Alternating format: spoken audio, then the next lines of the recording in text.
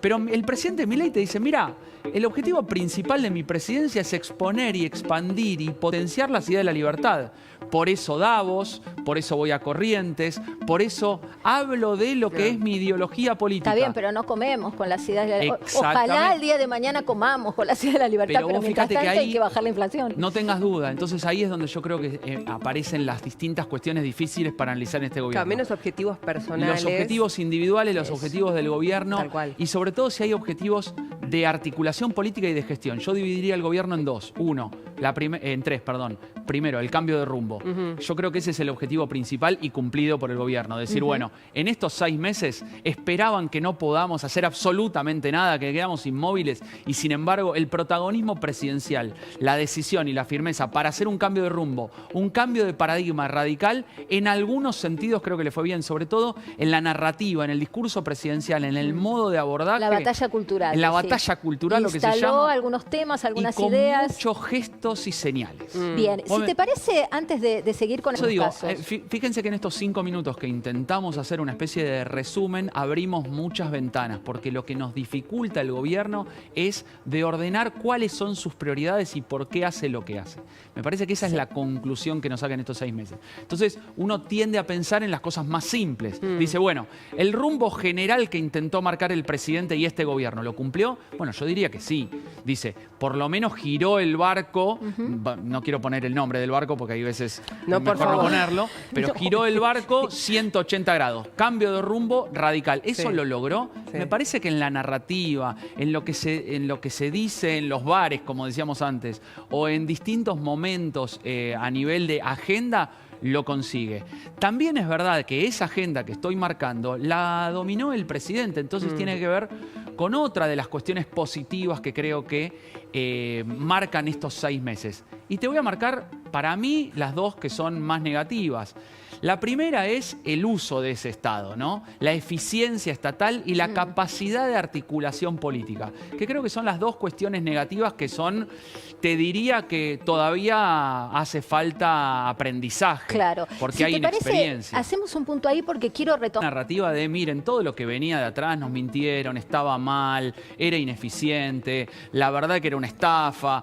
Me parece que hay todo un recorrido sobre eso. A partir de ahí, cambio de rumbo. Y esa es la lógica que creo que queda en primer plano y sobre todo la comunicación presidencial queda organizada en torno a esa lógica. Te quedó un segundo punto negativo, ¿no? Sí, el primer punto negativo que se asocia a eso, yo te diría que es la articulación política, la capacidad de negociación. Parece como inexperiencia, pero finalmente es imprudencia, insuficiencia. Hay un montón de términos asociados, pero me parece no hay un aprendizaje. Muchos sospechan de que es a propósito, de que el presidente, digamos, de alguna manera manipula o insulta.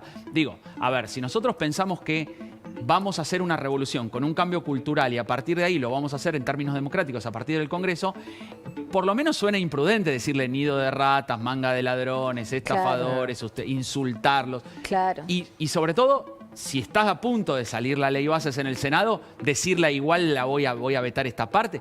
O si me pareciera como por lo menos no entender la lógica política nacional. Claro, que lo que construye Francos lo destruye el presidente. Por eso digo, si nombraste un presidente nacional de la política argentina que se llama Guillermo Francos, lo nombró el presidente como jefe de gabinete, pero con unos roles, yo creo, de una investidura superior a la del jefe de gabinete, como diciendo, ocupate la política, y es más, lo dice, yo opero como traductor de ambas partes. Entonces, me parece que lo que hace es, de alguna manera, echar por tierra la negociación.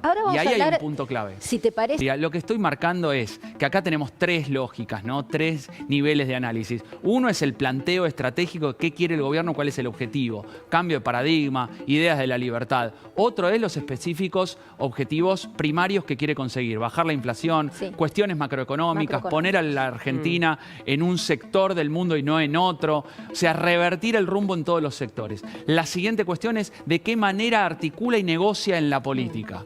Y ahí me parece que directamente delega delega el poder en Francos. Bueno, eso es y luego viene la eficiencia en la gestión de lo que tiene que hacer en el día a día un Estado, sea grande, chico, pequeño o gigante. En eso hacía referencia hoy en la conferencia. El presente es duro, pero el pasado lo preserva y el futuro esperanzador de que haya un pleno, algo diferente, porque el pasado, la realidad es que gran porción de la ciudadanía no lo aceptaba, no lo creía conveniente seguir en ese camino, por eso no era sustentable.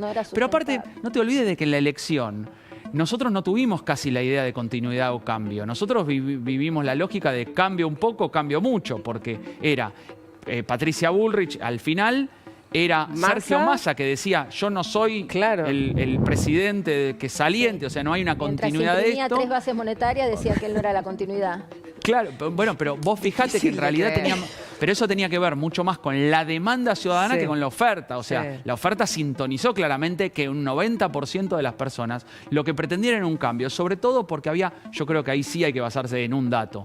El sueldo de los trabajadores en blanco estaba por debajo del índice de pobreza. Y eso, la realidad es que es aplastante y ningún gobierno que sube la pobreza luego gana elecciones, y eso está confirmado en todas las elecciones de los últimos 40 años. El mejor ministro y el peor ministro, o si no lo querés personalizar, áreas de gestión, como quieras, pero me gustaría más que digas el mejor ministro y el peor. No hay duda de quién es el ministro protagonista. Y lo fue en la campaña, lo fue en el primer momento del gobierno y lo es fuertemente ahora, aunque hubo momentos en los que se pensaba que podía renunciar. Y me asiente con la cabeza porque creo que sabemos todos de quién hablo, que es Guillermo Francos. Entonces, más allá de su gestión o incluso su cuestión ideológica de dónde quiere llevar la negociación, no hay duda de que él protagonizó estos meses políticos de Milei, incluso desde la campaña, y siempre entendió que debía ser una herramienta, pero por sobre todas las cosas, una herramienta de traducción. Es el ChatGPT del gobierno. O sea, arregla lo que los otros rompen. O intenta, por lo menos, ¿no? ¿Vos lo ves? Claro. Acomodando los desastres. Sí, pero aparte actúa como arquitecto y como plomero. Sí. Tiene las dos lógicas. Lo macro y lo micro. Totalmente. Entonces me parece que ahí sí hay una cuestión. También un punto alto. Te voy a dar un minutito para que pienses el peor. Qué feo lo que me haces. Yo te iba a decir otro mejor. Dale. Otro mejor. También, pero también el peor. Sí, del peor no zafás. Del peor. Voy a seguir con mejores. No, yo creo que otro que hizo muy bien su trabajo, que se mantuvo fiel a su estilo, que pudo en la comunicación diaria conseguir ser la voz autorizada ser la voz autorizada del gobierno y del presidente, fue Manuel Adorni. Y sin lugar a dudas, altos niveles de aprobación también. Y más allá de la aprobación, hizo su trabajo. Me parece que él condujo. Y insisto sobre esta cuestión.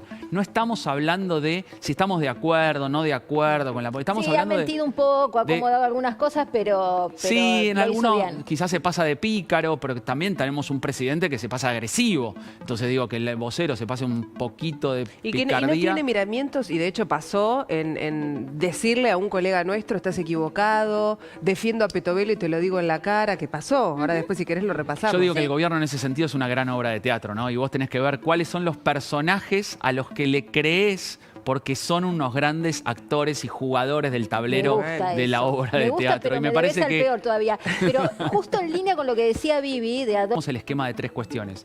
¿Qué pretende el gobierno? ¿Cuál es el objetivo? ¿Cómo articula ese objetivo? ¿Cómo logra que ese objetivo se cumpla? Y cómo luego operativamente lo termina gestionando con la eficiencia que requiere en el territorio, en la tierra. Entonces me parece que son esos 3 aspectos en donde en el primero el gobierno se centra, lo deja en primer plano, establece una narrativa, creo que lo hace bien, marca gestos, señales, humo, bomba, platillo, fuegos artificiales, tiene todo, pero luego empieza a perder efecto en la negociación política y por sobre todas las cosas en la eficiencia de gestión. Ahí está. Y no vas a zafar. Fuiste muy elegante. Muy políticamente correcto. Muy elegante. Qué mala que fuiste, ¿eh? Fuiste mala conmigo.